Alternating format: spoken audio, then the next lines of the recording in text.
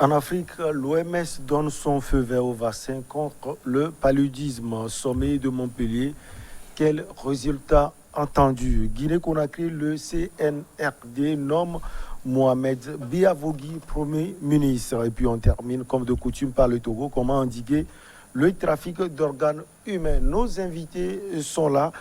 Kosiga à côté, président de Alliance Jeunesse Développement. Bonjour, vous allez bien, président? Bonjour Michel, bonjour à tous les téléspectateurs de New World TV, et bonjour à tous ceux qui sont au front contre la lutte anti-Corona-19. Voilà. Allez, nous avons également le confrère l'aîné Chris Ega, directeur de publication de Express Info. Bonjour, vous allez bien? Bonjour, mon cher Michel. Comme j'ai l'habitude de le dire, bonjour à toutes les téléspectatrices et à tous les téléspectateurs. Un autre aîné est là également, Francisco Napo Koura, directeur de publication de Tampa Express. Bonjour. Bonjour Michel, bonjour à Kosigan et à Chris Ega. Donc, bonjour également aux chaleureux téléspectateurs.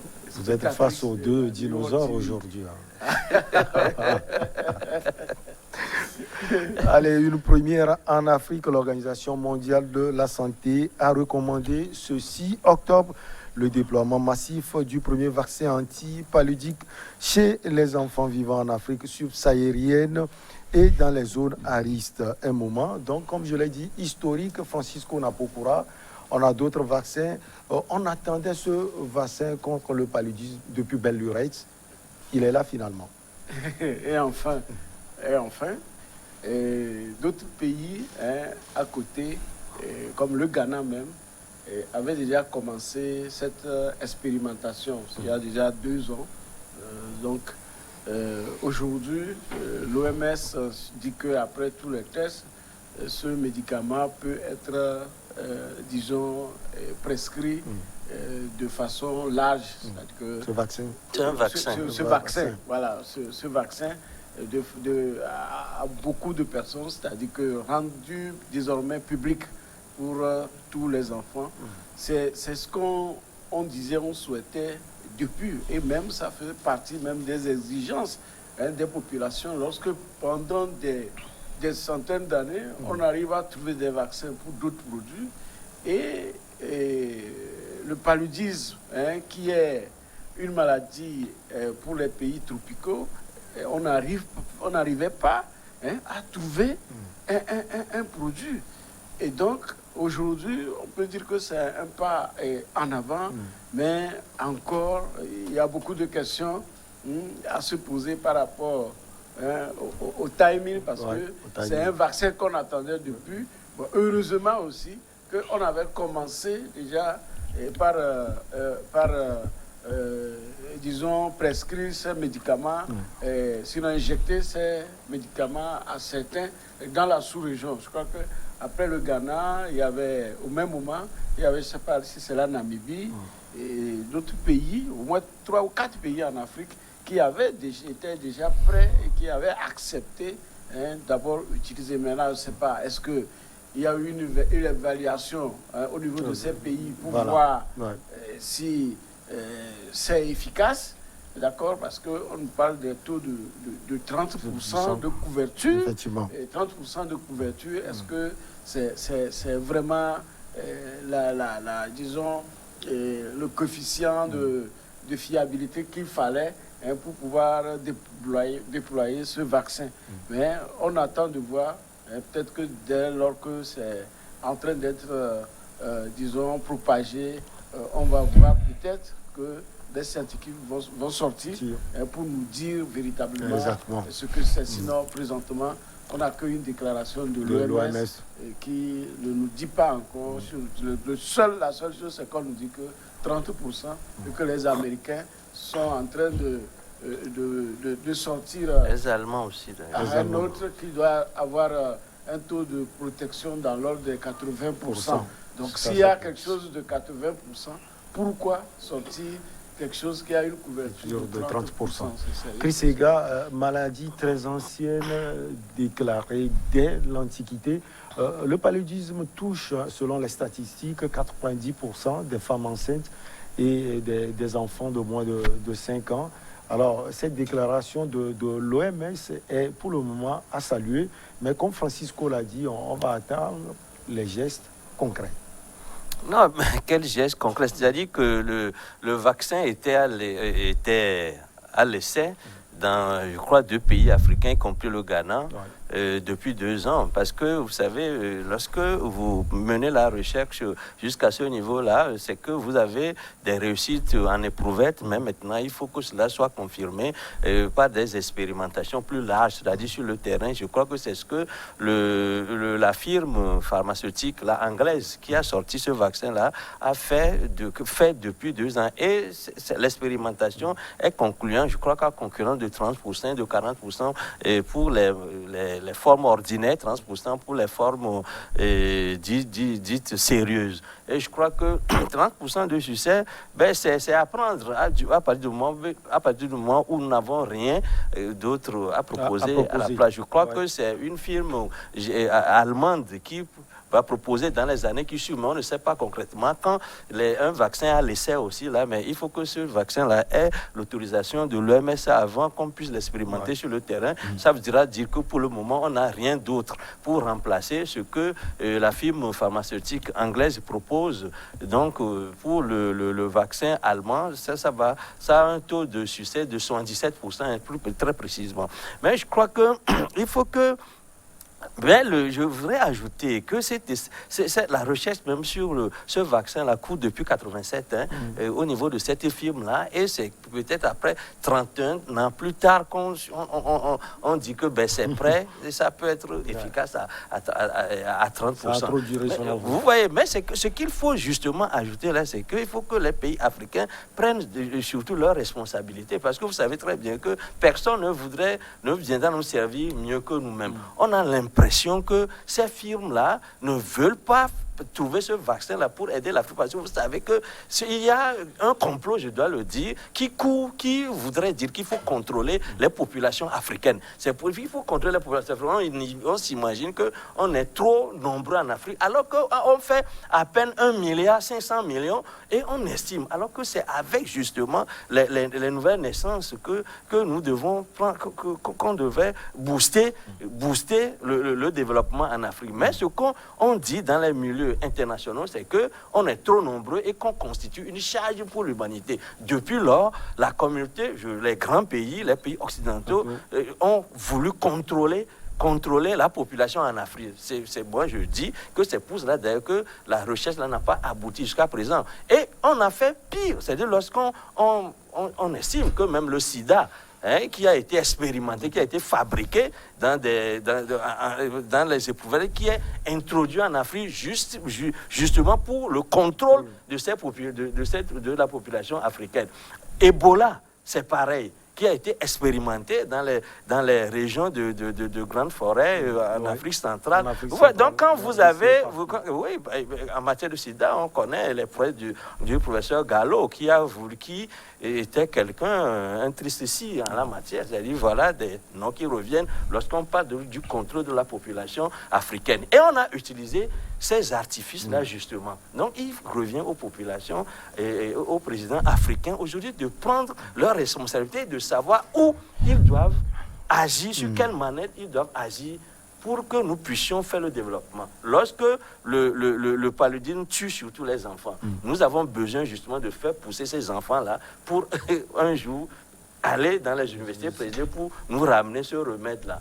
Mais lorsque le taux de mortalité est élevé par le palu, le taux de morbidité aussi est élevé par le palu. Le taux de morbidité, c'est que vous ne mourrez pas du palu, mais vous en êtes malade, vous avez des séquelles, et que vous devez aller au boulot aujourd'hui, vous êtes malade, vous restez à la maison. Donc, je crois que tous ces phénomènes-là, en principe, nous allons en parler si on en a le temps. Dans tous les cas, c'est un moment historique, le vaccin anti-paludique, tant attendu pour les enfants, est une percée pour la science, la santé infantile et la lutte contre le paludisme, a déclaré le directeur général de l'OMS, le docteur éthiopien Théodros Adamos Ghebreyesus.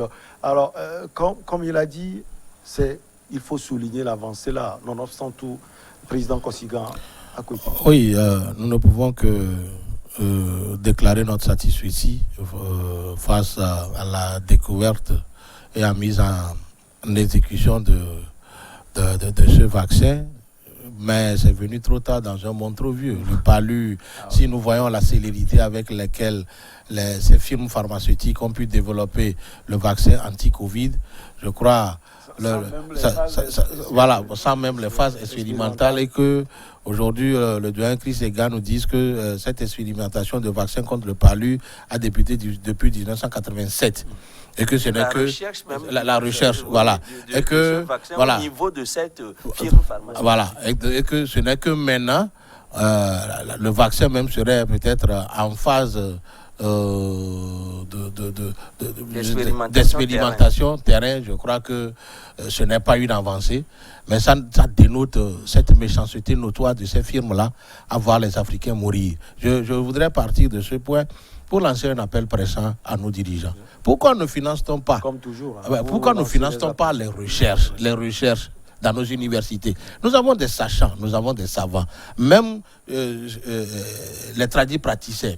Ils ont des secrets qu'on peut financer, développer pour qu'on trouve des solutions à nos problèmes nous-mêmes qu'attendent des gens. Vous voyez, cette célérité avec laquelle le vaccin anti-Covid a été trouvé, je ne crois pas quand même qu'on va remarquer cette célérité au niveau du paludisme. Et puis, est-ce que ce n'est pas une façon de couvrir un peu cette machination de vaccins anti-Covid qui dépense des milliards, où on force nos États à débourser des milliards pour l'acquérir, d'autant plus qu'il y a d'autres pathologies qui déciment l'Afrique. Le paludisme, on fait quoi avec le paludisme? Vous voyez, et donc, si aujourd'hui, les données statistiques nous démontrent clairement qu'il y a plus de morts de palud que de Covid, alors pourquoi ne pas investir lourdement dans ce secteur de palu pour que la population soit sauvée? Et une fois encore, je ne verrai pas peut-être notre Premier ministre Dogbe à instituer ou forcer les enfants à aller prendre ce vaccin comme on est en train de le faire aujourd'hui. Or, c'est le paludisme qui décime. Aujourd'hui, ce n'est que très bien, mais il faudrait qu'il y ait aussi transfert. Il faudrait qu'il y ait transfert de connaissances dans ces histoires de recherche pour que les pays africains soient capables d'inventer leurs propres vaccins liés face à leurs pathologies. Nous avons des pathologies propres en Afrique qui nous déciment. Par exemple, ceux qui sont en Europe ne connaissent pas les produits anti-palu. Non, c'est nous qui connaissons ça, c'est nous qui prenons ça.